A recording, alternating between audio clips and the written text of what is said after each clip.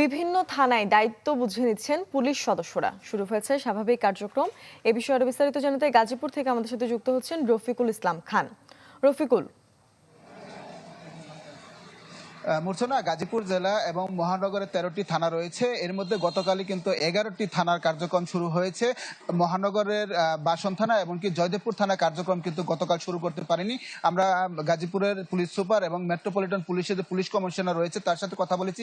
তিনি যেটি বলেছেন, যেহেতু বৈষম্য বিরোধী ছাত্র আন্দোলনের সময় এই দুটি থানারই কিন্তু বেশি ক্ষয়ক্ষতি হয়েছে এবং ক্ষতি হওয়ার কারণে গতকালকে তারা এই দুটির কার্যক্রম শুরু করতে পারেনি। তবে অন্যত্র বাসা ভাড়া নিয়ে তারা আজকের দিনের মধ্যে তাদের কার্যক্রম শুরু করবে। এবং গতকাল যেহেতু বিভিন্ন থানাতে পুলিশ সদস্যরা পৌঁছে গেছেন এবং গতকাল কিন্তু আমরা দেখেছি বিকেল পর্যন্ত কিন্তু থানাগুলোতে স্বাভাবিক কার্যক্রম ছিল না, কিন্তু সকাল থেকেই আমরা দেখছি বিভিন্ন লোকজন এসে তাদের কিন্তু কাজকর্ম করতে পারছে।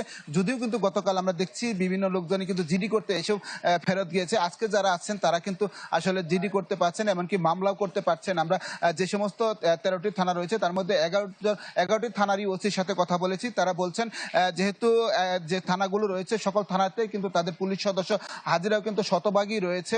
যারা মূলত আগে ছুটি নিয়েছিলেন তারা হয়তো দুই একজন বাকি আছে, কিন্তু তাদের যে হিসাব অনুযায়ী কিন্তু শতভাগই হাজিরা রয়েছে। তো metropolitan police commissioner Mahbubur Rahman জানিয়েছেন যে বাসন থানাটি রয়েছে সে থানার কার্যক্রম তারা আজকের মধ্যে শুরু করবেন এবং বিকল্প কিন্তু যে সে বাসা ভাড়া নেওয়া হয়ে গেছে। তো গাজীপুর থেকে 13টি থানার এই ছিল সর্বশেষ খবর। রফিকুল, আপনাকে ধন্যবাদ। দর্শক, গাজীপুর থেকে আমাদের সাথে যুক্ত হয়েছিলেন সহকর্মী Rafiqul Islam Khan. Vision is a vision, I see, turn the heaven chill. Vision is a vision, I see, come on, I can do.